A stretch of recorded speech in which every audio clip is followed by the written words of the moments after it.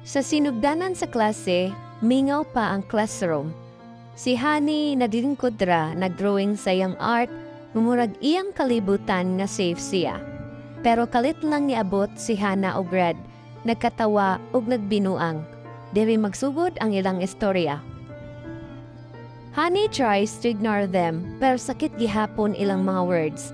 Pero naa si May na brave kayo ni stand up para ni Honey.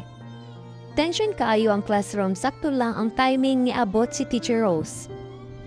Si Honey nagpili og mag-inusara sa classroom, kay dito siya makapahuway gamay from all the teasing, pero dili siya pasagdan ni May nga tinuod gyud nga friend. Honey admits na sakit gyud pero murag naanad na lang siya. May as a true friend reminds her nga dili siya dapat maulaw or madown. Sa ilang gamay nga corner, friendship o acceptance ang nag-grow. Si Honey nakadawat og gamay nga kalipay tungod sa support sa iyang tinuod nga friend. This time, lahi na ang mood. Hana og Red nagdala og letter. Niya ni approach kang Honey nga murag nakahuna-huna na sila sa ilang gibuhat.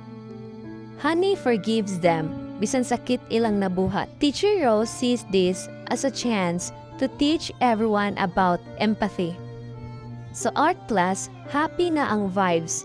Ang mga classmates, appeal na si Hana og Red, nag-appreciate na sa talent ni Honey. From bullying to friendship, ang classroom na himong place of support og happiness.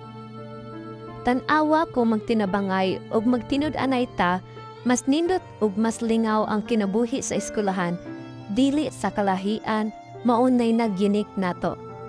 Sa tanang eskwelahan, sa tanang lugar, we all deserve respect and acceptance, bisan unsa pa atong hitsura or kahimtang.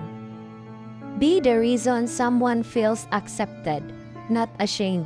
Stand up for kindness.